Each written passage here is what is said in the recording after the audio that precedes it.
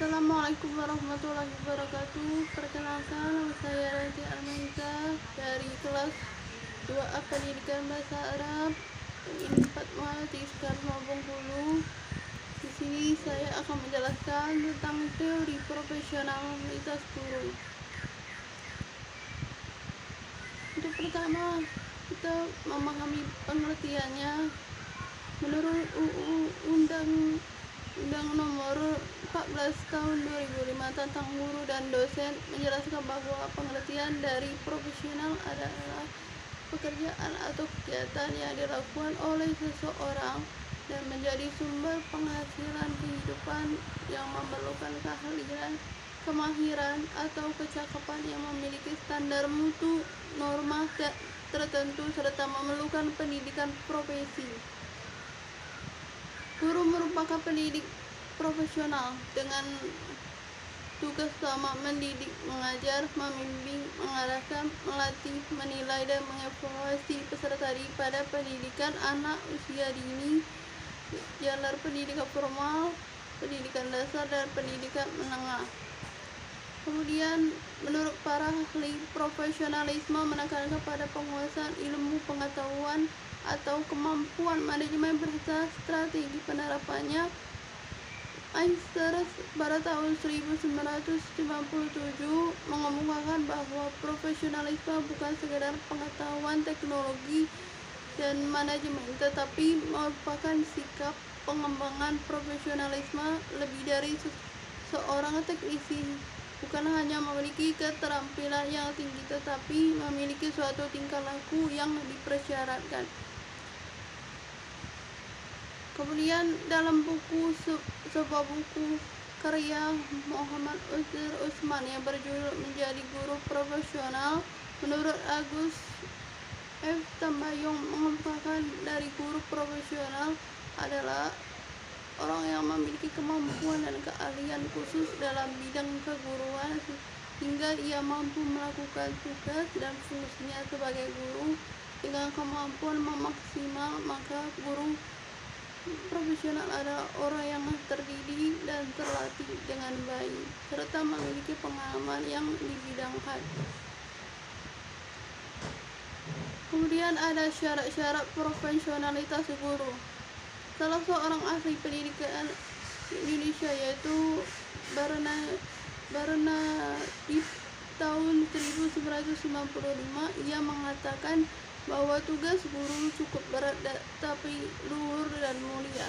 Karena itu seorang guru di samping memiliki kejiwaan yang sehat dan tidak cacat, ia juga harus memiliki sifat-sifat sebagai berikut, yakni yang pertama, calon sungguh berbakat.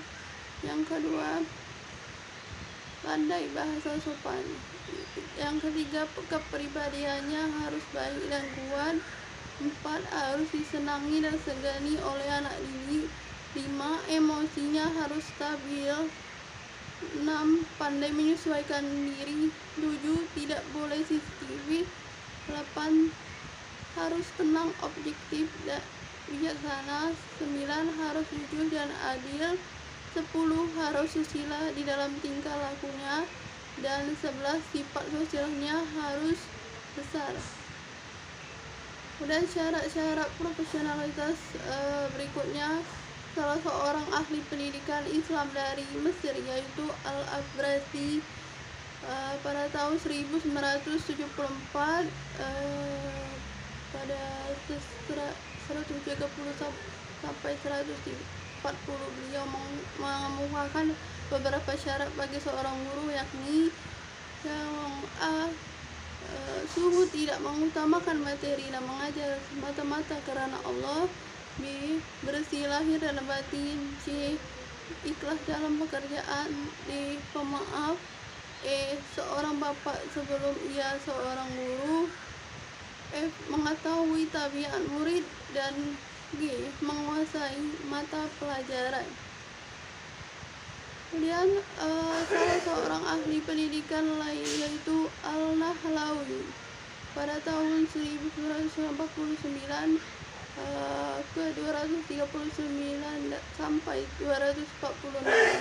Beliau juga mengatakan bahwa seorang guru itu harus memenuhi beberapa syarat, yakni A. Tujuan tingkah laku dan pola pikir guru bersifat rabbani. B. Ikhlas. C. Sabar. D. Jujur. E. Membekali diri dengan ilmu dan biasa mengkajinya. F. Menguasai metode belajar. G. Mampu mengelola siswa. H.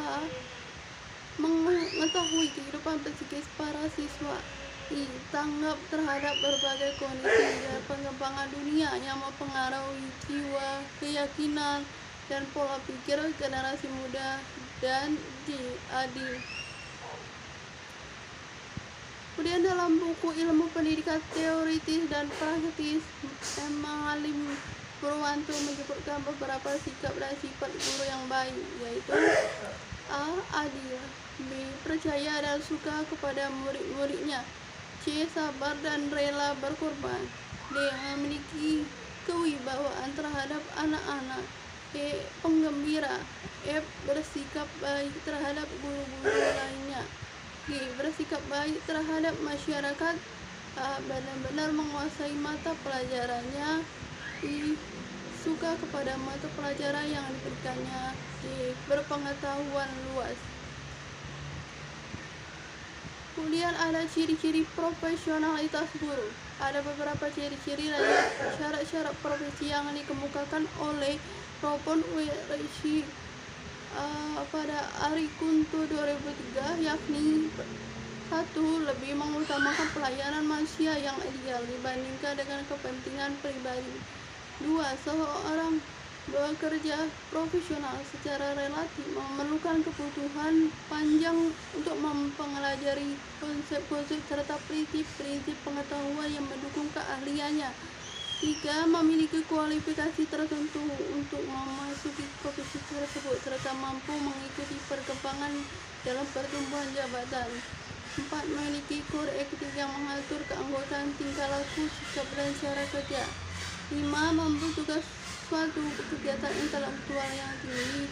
6. Adanya organisasi yang meningkatkan standar pelayanan, disiplin diri dan profesi, serta kesejahteraan anggotanya. 7.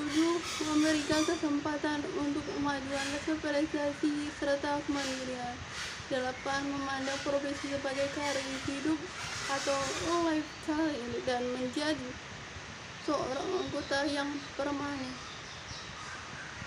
Kemudian ciri-ciri yang lainnya, Kilbraham pun menyatakan bahwa bagi guru yang profesional, dia harus memiliki kriteria tertentu yang positif dan memenuhi 7 kriteria. 1. Sifat positif dalam membimbing peserta didik. 2. Pengetahuan yang memadai dalam mata pelajaran yang dibina. 3. Mampu menyampaikan materi pelajaran secara lengkap. 4. Mampu menguasai metodologi pembelajaran. 5. Mampu memberikan harapan real terhadap peserta didik. 6. Mampu merespon kebutuhan peserta didik. 7. Mampu menguasai manajemen kelas. Terima kasih, semoga dapat mengamalkan ilmunya. Demikian itu saja. Wassalamualaikum warahmatullahi wabarakatuh.